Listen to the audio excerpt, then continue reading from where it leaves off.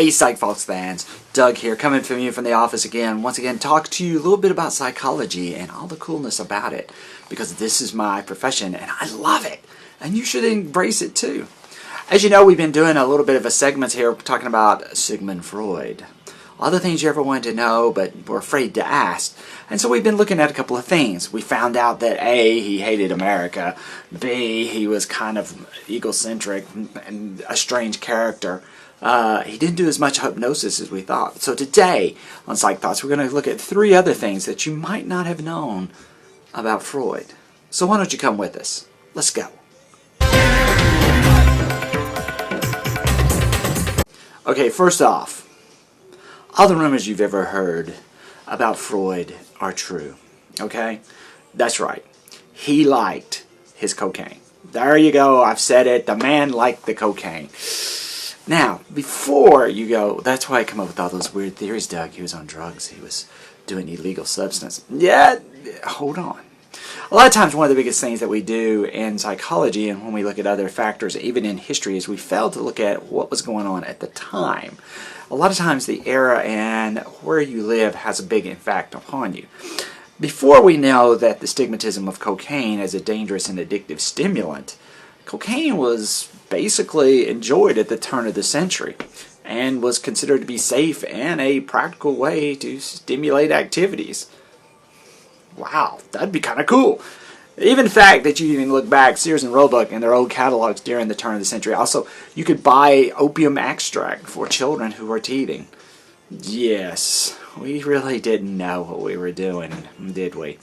And so it was pretty much cocaine at the time was put in everything from medication to relief of toothaches, everything, because we thought it was a wonder drug. And it wasn't until later on we kind of went, ooh, this was a bad idea.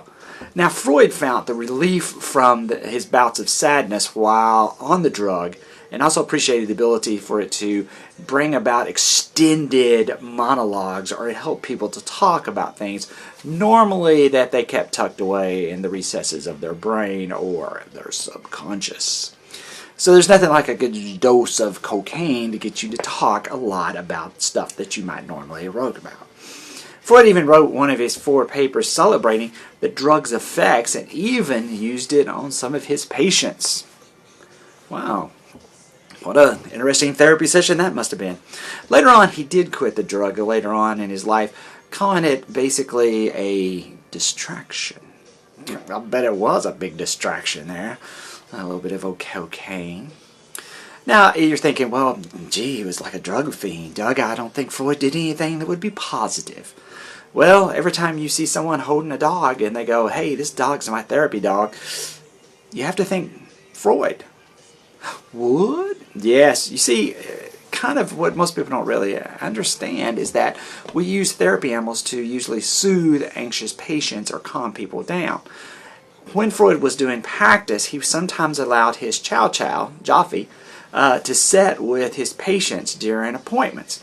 He started to notice that a lot of his patients became very much more comfortable and relaxed.